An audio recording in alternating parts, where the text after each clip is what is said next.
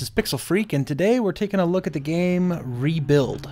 So this is another one of those games that's been out now for quite a while, a few weeks. I downloaded this when I heard about it from Kotaku, and it sat on my device for a little while. I picked it up about a week or two ago, started playing it. It's a pretty awesome game. It's a little different though. Let's go ahead and jump into the config real quick, make sure the settings are set up right. I'm going to go ahead and skip the tutorial because I am going to be the tutorial. Harsh language, that's a necessity. In our zombie games, we need a lot of shit words. It makes the zombies more real. Go ahead. Okay, so I hit start game. You can see here I already have a game that I played for a while in Toronto because Canadians, they need love too. You can start here, change your name. My name is going to be Max Danger, because that sounds like a badass. Oh no, come on, we did a different face than that. That guy looks like a total weenie. That's Max Danger. Okay, I'm Max Danger. Down to a few supplies and my trusty dog, wrench, cowboy hat, pistol. So this is your starting item that you come with. Let's go with my trusty binoculars. The likeliest. Let's go with dog, because dogs are trusty. Alright, finally made it to Tofino. Let's go legit and say Seattle. So for those of you that don't know, I am actually in Seattle. Or at least so close to Seattle, I might as well say I'm in Seattle. 4 blocks of this. Typical big. Okay, so this piece of the story, this actually changes the map size. So typical, let's go with big. I want to do a bigger map. And the other game I've played has actually already done it on easy. So let's go kind of tough. Next one up. All right. So the way this game works, it's not like there's not a lot of stuff going on. It's more of a strategy game. This game is kind of like SimCity meets Risk meets Walking Dead. So it's kind of like The Sims came back to life and then you had to destroy them with bullets. So anyways, each one of these buildings here has a purpose. Like farms, for instance, they support your citizens. And you do have citizens. Up here in the upper left-hand corner, you can see I have 7 out of 12 people. So the 12 people, I'm assuming, is what I can sustain. The police department, each building has its own purpose, right? So the police station is where you can put guys to guard you can put citizens to guard your town. Now, citizens will also guard the town if they're not in anything, but if you put them in the police station, it occupies them, so you won't accidentally repurpose them somewhere else. Randomly, you'll get a zombie invasion. So let's pick a building here that I can actually do something on. Build a farm. Yeah, let's build a farm. Okay, so some squares don't actually serve a purpose. They need to be repurposed in order to have a purpose. This one is suburbia. So what we need to do is repurpose that into a farm. So when I select build a farm, it's going to give me a list of all of my citizens, Max Danger, the most badass of guys, and his faithful pug. Awesome. That dog looks badass. He will bite your dick, dude. You watch out for that dog. Anyways, let's put somebody that can build. Alright. So in the upper left-hand corner, you can see 5 up next to the clock. That means it's going to take her 5 turns in order to make that into a farm. If we put more people on it, usually it goes down, but I think it helps if they have more building skill. So it's going to take a while to turn that into a farm, but I'm just going to put the 1 person on it because assigning more than 1 doesn't seem to be helping. Mew. Go Mew. Alright, so that one's going. Now, in these outer lying areas here that are outside the fence that aren't lit up, I need to scout those before I'm able to actually go and do anything about it. And you can see the ones that have apples, those are actually spots that have resources there. So I can go scavenge those resources out after I've scouted. If I need to scout. Do I need to scout these? Oh, these don't need to be scouted. These have already been scouted. Anyways, they also have survivors there. So I can kill the zombies, I can scavenge for supplies, or I can recruit the survivors. I'm going to go ahead and start by recruiting survivors. And recruiting survivors takes leadership ability. Leadership ability here, Max Danger, he's got 2. The little flag stands for leadership ability. The little bullseye here, that has to do with how badass you are at being a soldier, how much you can fight. The little money bags here is how well you are at scavenging, and the hammer is for how well you can build things. And I'm going to go ahead and let the days go by. So the reason I left guys unassigned to things is because if I get a zombie attack like I just did, my danger was 0%, which means I left substantial amounts of forces back at the base. I wiped out the zombies pretty easily. Now that this area has been cleaned of zombies, I can reclaim the area. So I'm going to go ahead and reclaim it. Reclaiming usually I think takes builders, which I don't have. So unfortunately, I'm just going to send some random person. Alright, built a farm. Zombies killed. Lots of stuff happened this turn. Recruitment failed. Damn, she left. Alright, so I got Gustav the trader. Now this is a guy that comes by on occasion, and he offers different things. Swap trinkets. Okay, so this time he just stopped by. Sometimes he brings prostitutes with him. You know, that's always a good time. And sometimes he brings like a roulette board and you can gamble for food.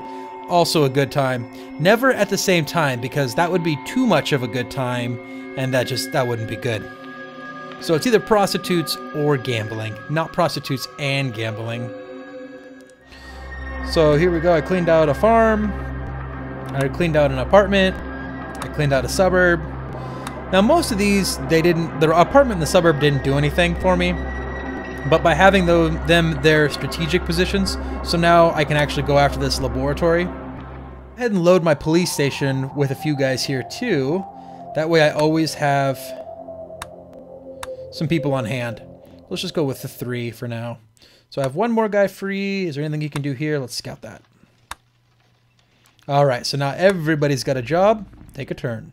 So you can see up in the upper left hand corner, I have 32 food minus 1, which means my daily rate right now is minus 1. I need to get more farms up and running, or else I'm eventually going to run out of food. So let's put somebody on that.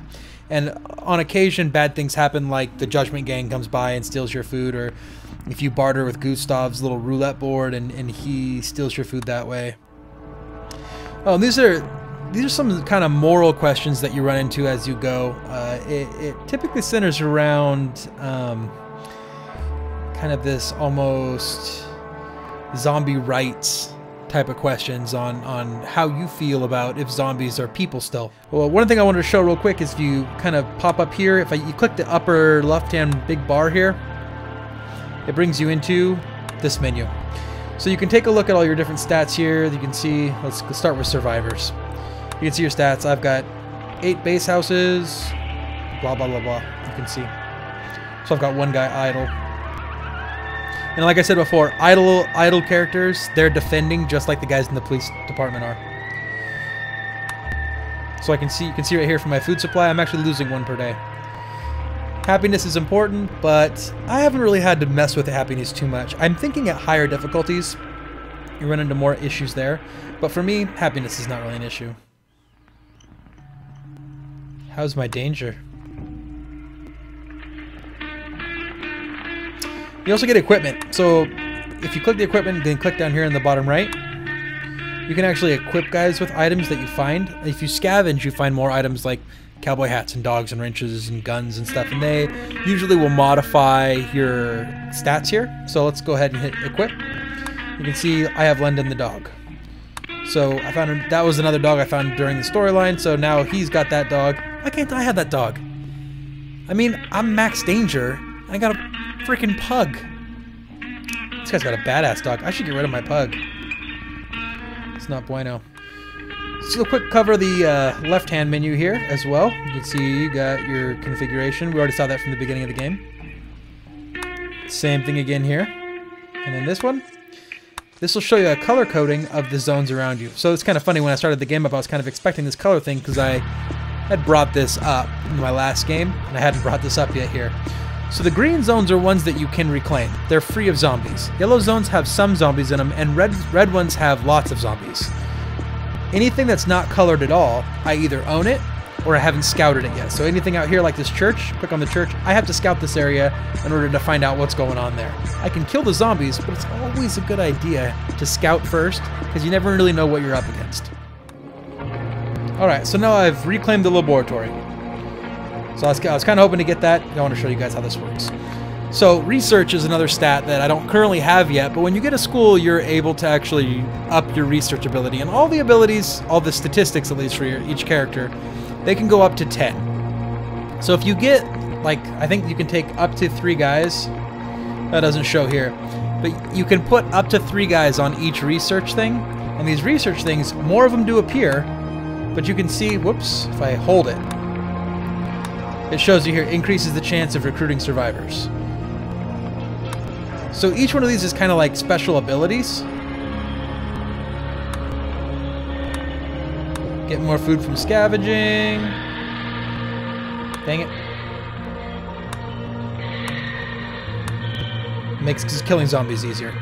So you can see there's different things. You can get different abilities from there.